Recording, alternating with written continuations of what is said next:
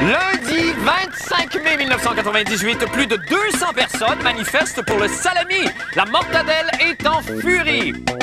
Préparation au mariage. Après 600 heures d'entraînement, la mariée peut lancer son bouquet à 250 mètres. Et Nathalie Petrovski sur le Festival de Cannes. La croisette s'amuse, mais pas elle. Coudonc, quand est-ce qu'elle s'amuse, elle?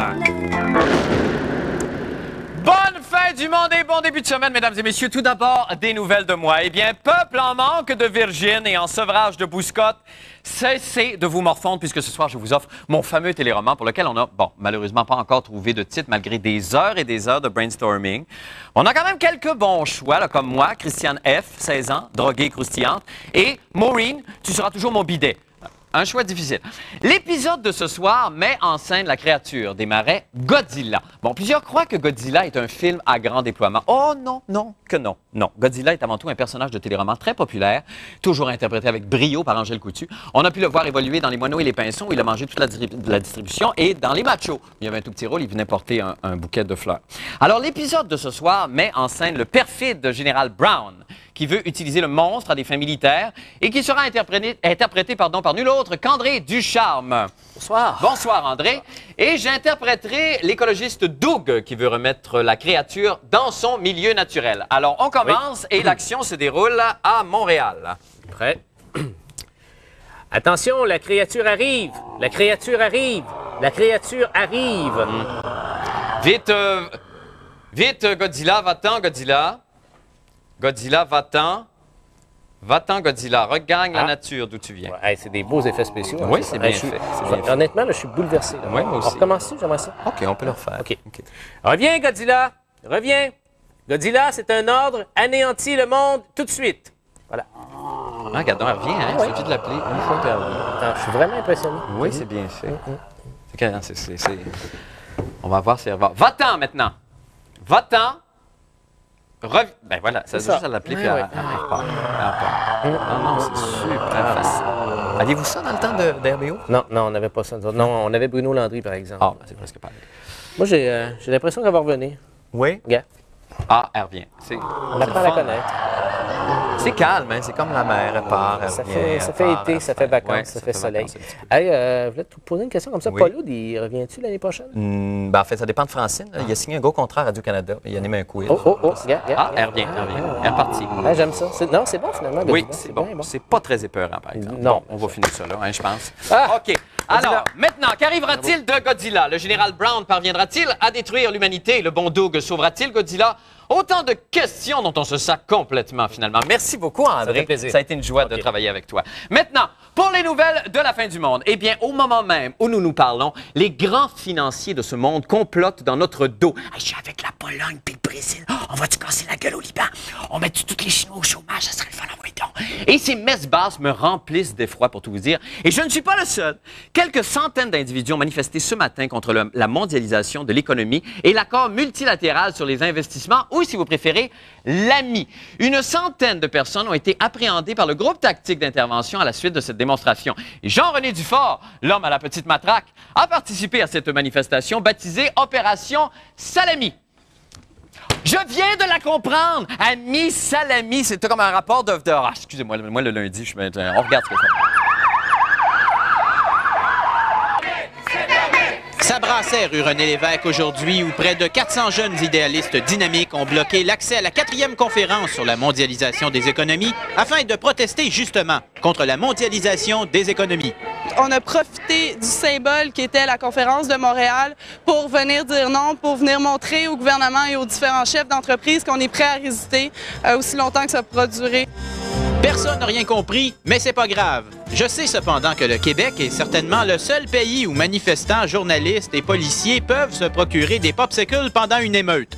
J'en profitais donc pour me rafraîchir et observer cette belle folie sociale. C'est bien connu, les polices ont beaucoup moins de patience quand ils sentent que l'heure du lunch arrive. Hospitalité oblige, les membres du groupe tactique ont décidé d'inviter une centaine de manifestants à les joindre à la cafétéria du poste. Les personnes qui sont présentes ici, qui font le blocage, ont été formées. Ils sont conscients de ce qui va leur arriver, puis ils étaient prêts à l'arrestation d'aller jusque-là. Faut avouer que la mondialisation des économies est une cause très envoûtante. Militant dans l'âme, je décidai moi aussi de manifester en m'immolant directement devant des policiers horrifiés. Rien de trop beau pour la cause.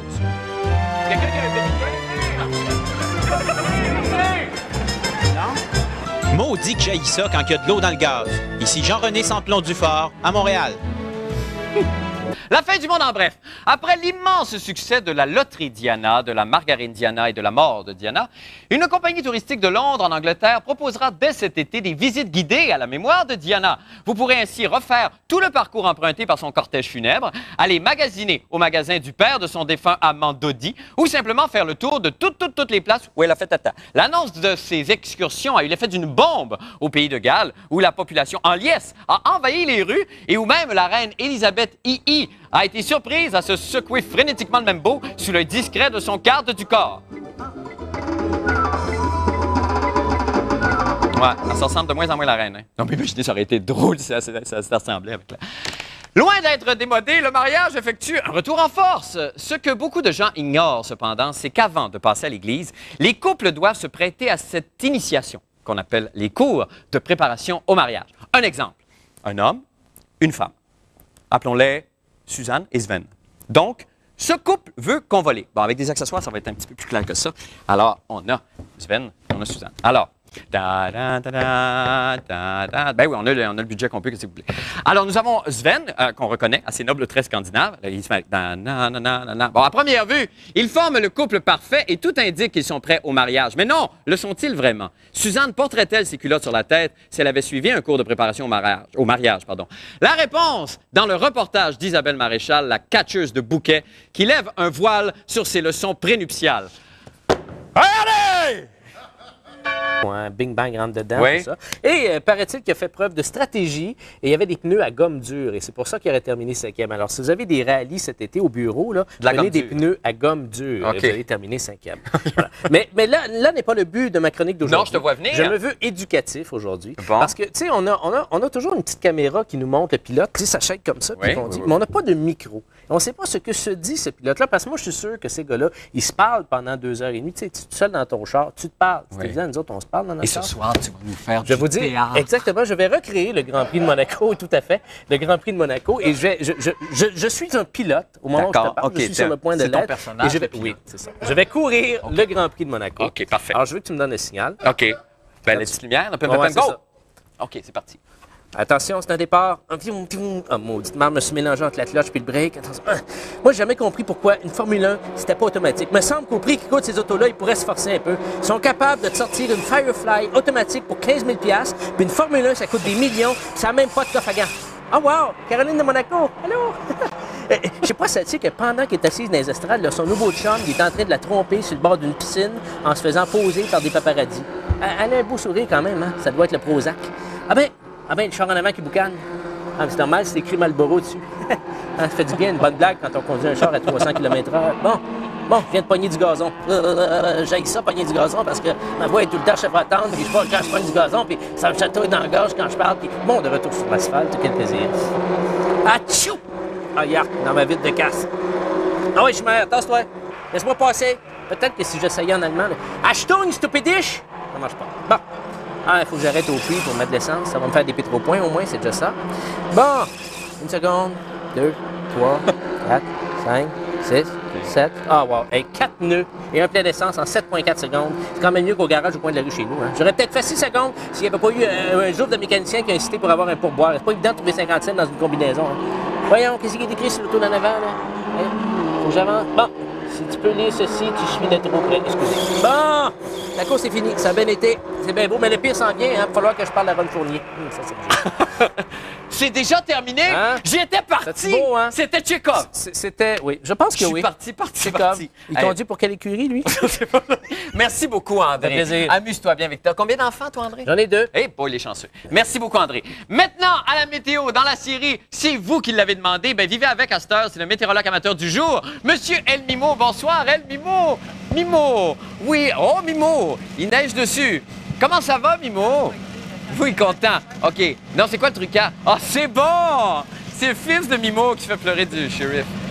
Mimo, donc, c'est vous qui avez été élu le premier amateur, le premier météorologue amateur de la semaine. On vous félicite d'une part et on est content. Alors, quel temps il va faire? Oh, un autre. Qu'est-ce que c'est? Oui, on sème. Oh, c'est quoi? Un egg roll qu'on plante dans la terre. Oui. Et on arrose. On arrose le egg roll. Oui, qu'est-ce qui va arriver? Qu'est-ce qui va arriver? Ah, ben... Oh, ça pousse. Ça pousse. Qu'est-ce qu'il fait? Bonsoir, non! Monsieur Peng Fai Chao! Ouais. Bonsoir, monsieur. Bonsoir, comment Marc, ça va bien? allez-vous? Oui, ça Vous va avez bien. pissé de Mimo, c'est beau ça! Ouais. Vous avez un bel imaginaire, Monsieur Fai Chao? Oui, ça va. Oui. Oui, ça va. Monsieur Fai Chao, Ouais. est-ce que c'est vous qui allez nous dire la météo ce soir? Oui, oui. Ah donc, Seigneur, on s'est canadienisé pas mal, Monsieur Fai Chao, hein? Oui, oui. On a le Westlac. Oui. Ouais. Alors, quel temps donc il va faire ce soir, cette nuit et demain, Monsieur Peng Fai Chao? Oui, oui. Cette nuit, c'est 11 degrés. Demain, 22 degrés. Combien? Avec soleil. Avec 22 degrés. OK, c'est correct. OK, merci. C'est tout, ça se termine comme OK, ça. c'est tout. Merci. Est-ce qu'on a... Bye bye. Merci Oh. beaucoup. Est-ce qu'on a un... Ah Bye oui, bye, nous autres, bye on est bye. contents. Est-ce qu'on... Oui, oui, attends des minutes, là. Je peux-tu vous poser une question, bâtard? OK. Est-ce qu'il va faire quand même soleil demain, M. Peng Fai Chao? Ah. Merci beaucoup, M. OK, Fai Chao. C'est tout le merci. temps qu'on a. Bye bye. Merci infiniment. OK, bye On bye. se retrouvera un petit peu plus tard. Bon été, hein, M. Fai Chao. OK, bye Êtes-vous bye. choqué après merci. moi? Ouais, Oui, ben c'est ça, merci. Merci beaucoup. On s'en OK. fait une petite pause. Je reviens avec notre rescapé de ce soir. Restez avec nous.